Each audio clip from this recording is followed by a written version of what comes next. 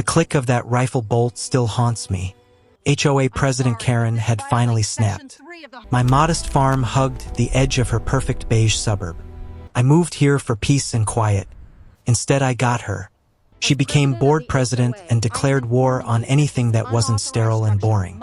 My mailbox was not to code. My fence hurt property values.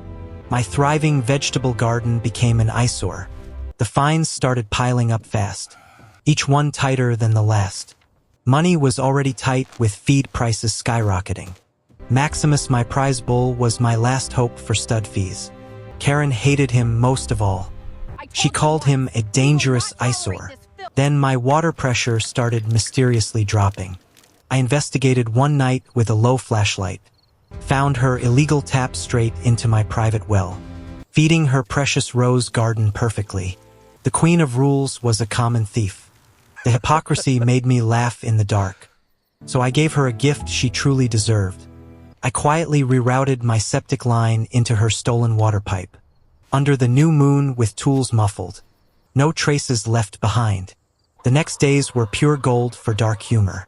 Her perfect lawn turned patchy and brown. Her roses wilted and stank horribly. Karen ranted to anyone who would listen. "It's the city water causing this blight," she screamed. I sipped coffee on my porch watching, smiling inside while she lost her mind completely. But her rage needed a target fast. One afternoon, she showed up at my lower fence screaming, flanked by two nervous board members. She accused Maximus of trampling her flowers again. Maximus stood calmly on my side, chewing grass innocently. Then she did the unthinkable in broad daylight. She pulled out a hunting rifle from behind her back, shouldered it with shaking hands, aimed right at my bull's broadside. Time slowed down in that insane moment. My stomach dropped like a stone. "Karen, put the gun down right now," I shouted. My voice echoed across the open field. "He's livestock on my property. This is a felony." Her face turned purple with pure rage. "You and your filthy farm are destroying this community," she shrieked. Her hands shook, but the barrel stayed steady. Carl, my neighbor and retired cop, walked up calmly. "Lower the weapon, Karen," he said with real authority. "This isn't a bylaw issue anymore, you idiot." She hesitated for one heart-stopping second.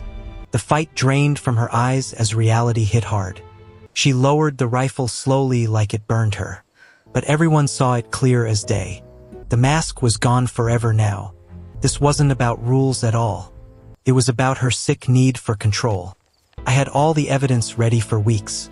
Water theft photos, violation letters, everything. Witnesses to the gun threat too. I posted everything on the neighborhood Facebook group, factually with receipts attached. The reaction was absolutely nuclear. Other residents started sharing their own Karen horror stories. The floodgates opened wide. Then her old HOA history surfaced online. Same bullying pattern in her last town. The pattern was undeniable and damning.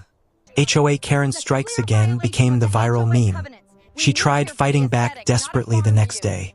Showed up at my driveway threatening to sue me into oblivion. Her voice cracked with desperation. Her one remaining supporter looked embarrassed. The board called an emergency meeting fast. They stripped her of the presidency immediately. Retracted all my fines with a group apology. 2 weeks later, the for sale sign went up. Watching the moving truck pull away felt surreal. The neighborhood felt lighter instantly. I stood with Maximus in the pasture that evening, rubbing his broad forehead gently. "We won, big guy, we really did. This wasn't just about one crazy woman. It was about what happens when we give small people big power." HOA Karens aren't rare in America. They're symptoms of a culture confusing control with community.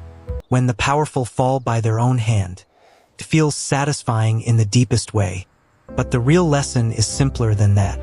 Stand up early, document everything, and never let a bully think they're untouchable.